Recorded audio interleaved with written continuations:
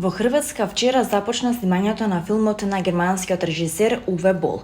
Станува збор за трилерот The Dark Knight, во кој актерот Арми Хамер глуми одмазник кој се бори против криминалот, па станува сензација на социјалните мрежи.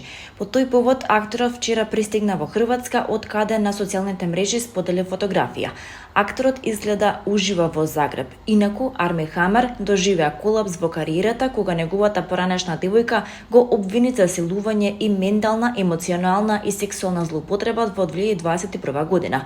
Таа подоцна тврдеше дека Хамер имал канабалистички нагони и сакал да ја го скрши реброто, да го испече на скара и да го изеде.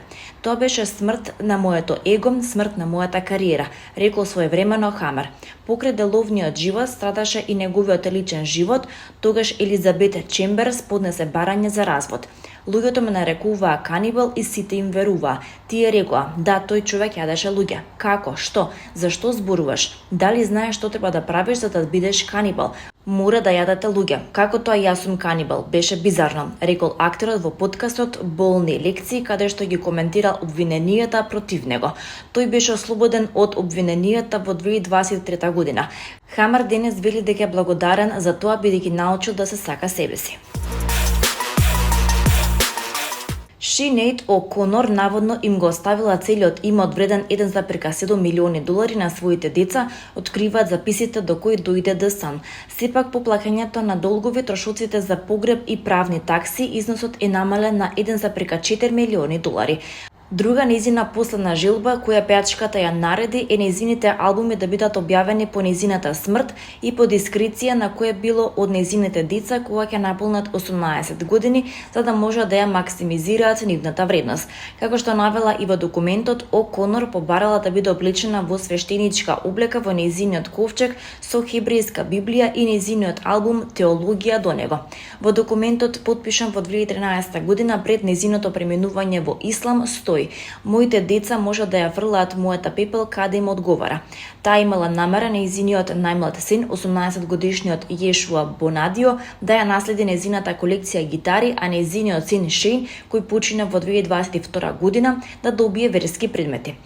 Поранешниот сопруг на пејачката Џон Кейнолд, со кого таа беше во брак од 1987 година до 1991 година, е именуван за лице кое ќе управува со нејзиниот имот. Деталите за нејзиниот имот во Велика Британија се уште не се објавени. Пејачката почина на 26 јули 2023 година, само 18 месеци по смртта на нејзиниот син Шейн. Таа имаше 56 години.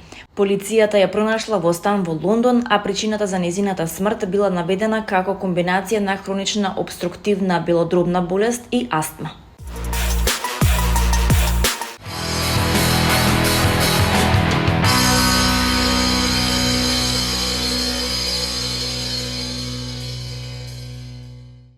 Музичарот Костадин Икономов Коце, гитарист на легендарните македонски групи Безимени, Без и Манифико, како долгогодишен член на ревискиот оркестар на МРТ, почина вчера во Скопје по кратко боледување.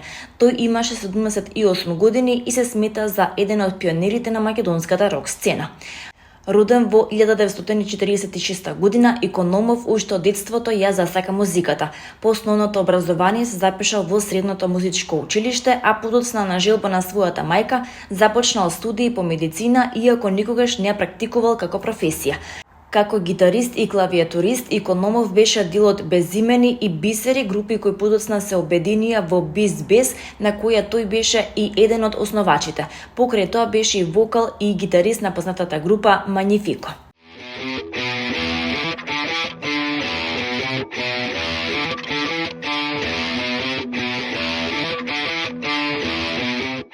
Не постои несоодветност околу која нашите политичари не се извежбани, вели истакнатиот српски режисер Егон Савен за изборот на текстот Народен пратеник од комедиографот Бранислав Нушич, кој што викендов беше премиерно изведен на малата сцена на Македонскиот народен театар. Со оваа представа МНТ ја продолжува прославата на 8-децениското постоење. За 80 години ова е трета постановка на Народен пратеник во МНТ и трета соработка на Савин со театарот. Се работи за корупција, се работи за недолично однесување кое што е воведено во нашиот политички живот како нешто нормално. И лажење, измама, и ветување, и залудото радување. Нема едноставно, не постои таа несоодветност околу која нашите политичари не се извежбани. Многу вешто тоа го прават како да се ликови од Нушич, вели Егон Сабин, режисер и автор на адаптацијата на текстот.